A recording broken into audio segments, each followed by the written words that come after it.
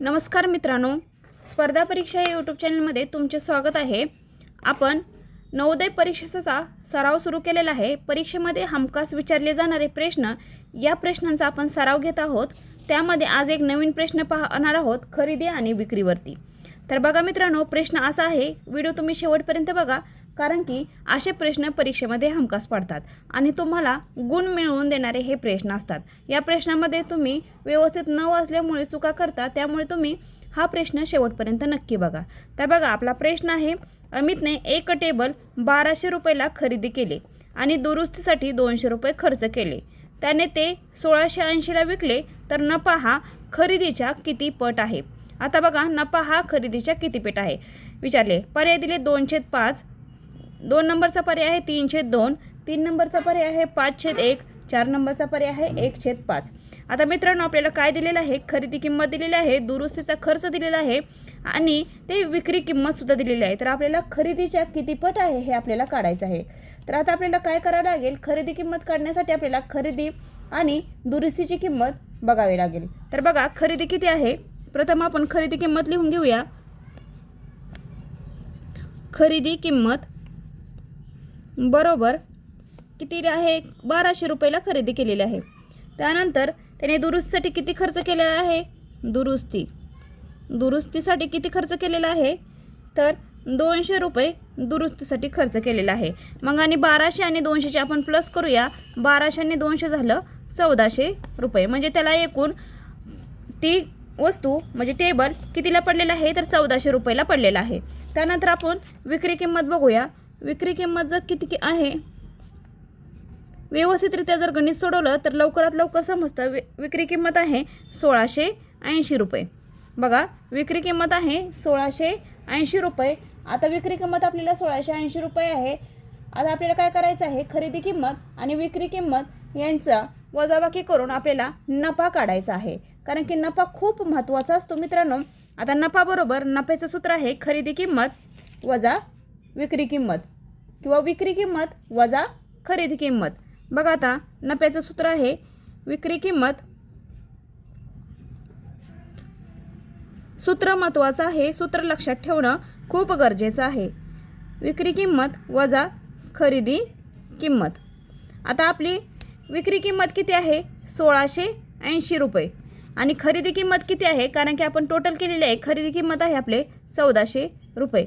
तर 1680 मधून 1400 गेलं तर बघा, शून्यातून शून्य गेलं, 8तून 0 गेलं 8 आणि 6तून 4 गेले 2, 1तून 1 गेलं 0, म्हणजे 280 रुपये हे हा काय झाला? आपला नफा झालेला आहे। 280 रुपये हा काय झालेला आहे? नफा झालेला आहे। पण आपल्याला काय विचारलेलं आहे त्यांनी, तुम्ही प्रश्न नीट व्यवस्थित वाचला तर किती पट विचारलेला आहे?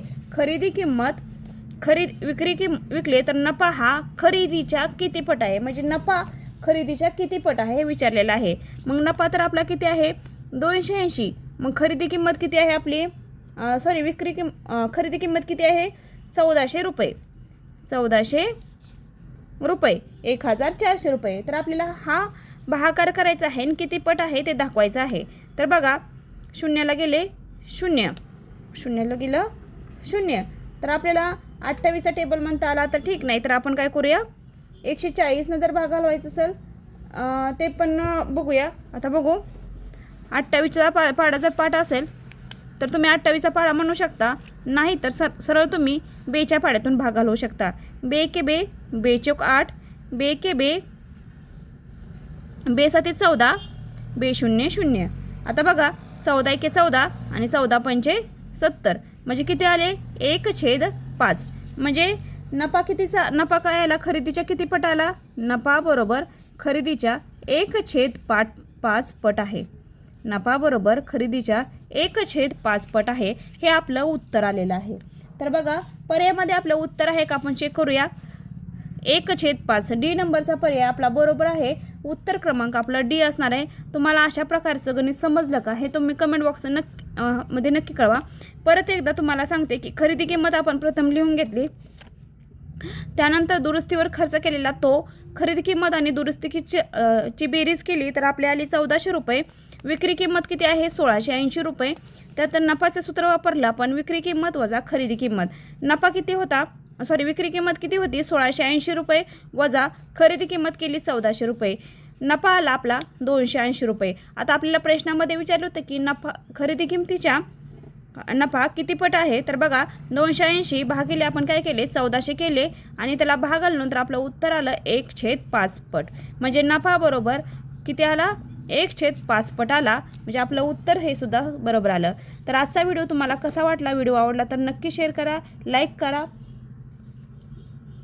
आणि तुमच्या गरजू मित्रांपर्यंत पोहोचवण्याचा प्रयत्न करा. मित्रांनो, लवकरात लवकर तुम्ही नवोदयचा अभ्यास कवर करा आणि प्रश्नपत्रिकाचा जास्तीत जास्त सराव करा. आत्ता जास्त लोड घेण्यापेक्षा तुम्हाला जे अवघड प्रश्न वाटतात त्यावरती जर तुम्ही भर दिला तर लवकरात तुम्ही नवोदयमध्ये सिलेक्शन होऊ शकतं तुमचं. तर तुम्हाला आजचा व्हिडिओ कसा वाटला हे व्हिडिओमध्ये लाईक करायला विसरू नका आणि सांगायलाही विसरू नका. आणि जर तुम्हाला कोणत्या गणितामध्ये जर अडचण येत असेल तर ते सुद्धा गणित तुम्ही माझ्यापर्यंत पोहोचवण्याचा प्रयत्न करा. तुम्हाला लवकरात लवकर त्याचं विश्लेषण करून सांगितले जाईल. धन्यवाद.